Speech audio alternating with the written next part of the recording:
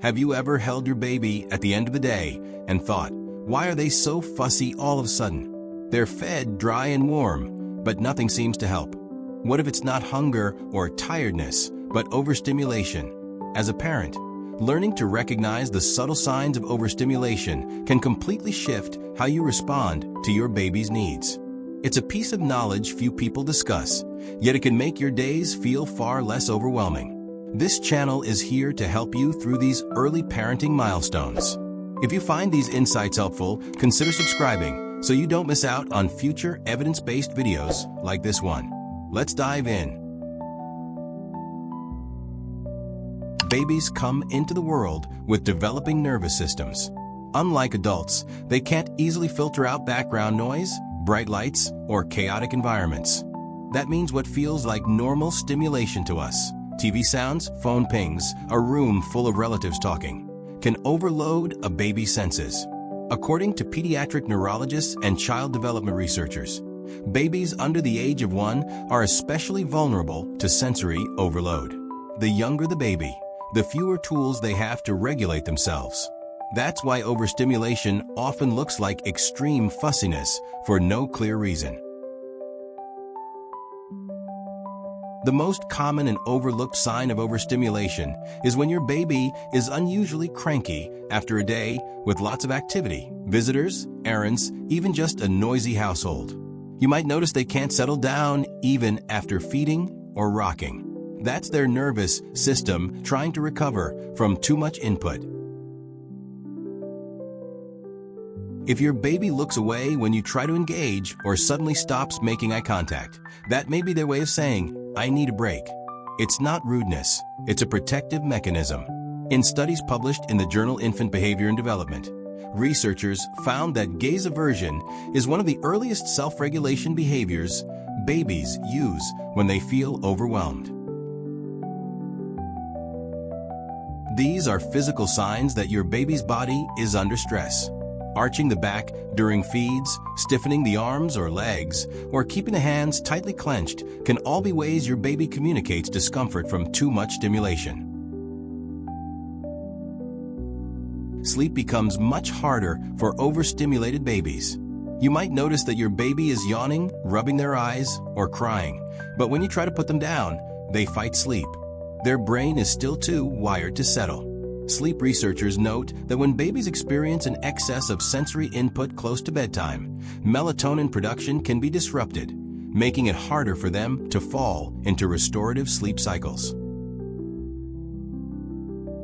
If your baby suddenly bursts into tears with no hunger, no dirty diaper, and no illness, it may be their body's way of signaling that their system is overloaded. This is especially common after events like family gatherings, outings to the store, or loud environments like restaurants.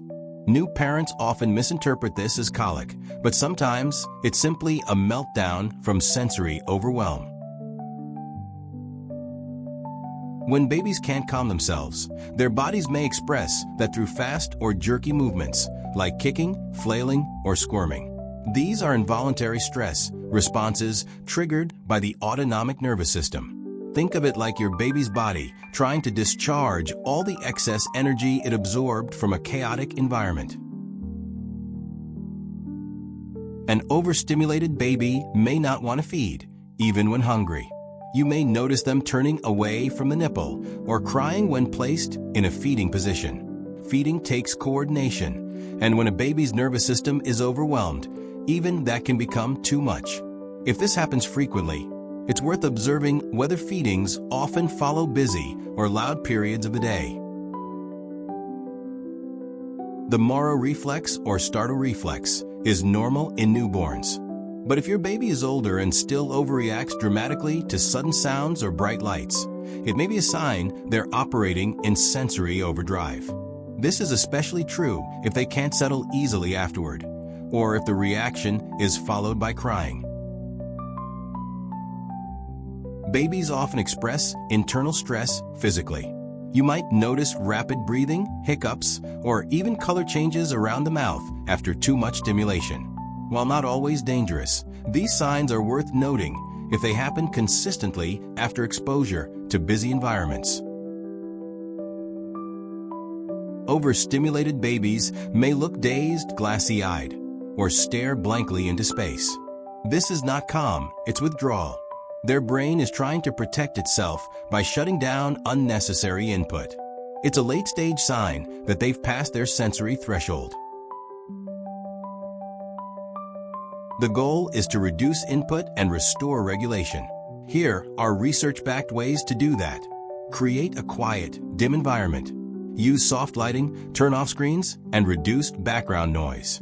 Hold your baby skin to skin.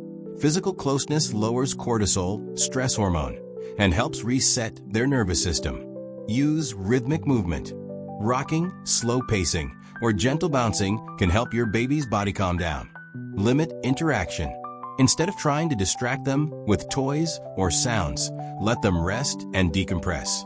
Use a calming voice.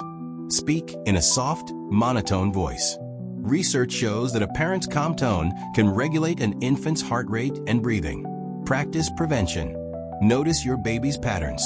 If they get overstimulated after 20 minutes of activity, plan breaks accordingly. If you're finding this helpful so far, don't forget to subscribe to the channel. We create well-researched, supportive content for parents navigating the real-life challenges of raising little ones. Overstimulation isn't bad parenting. It's simply a sign that your baby's developing brain is still learning how to process the world. With time, they'll grow more resilient. But in the early months, your understanding, your calm, and your observations make all the difference. The more we learn to read our baby's cues, the more confident we become in responding to their needs. And that connection builds emotional security that lasts a lifetime.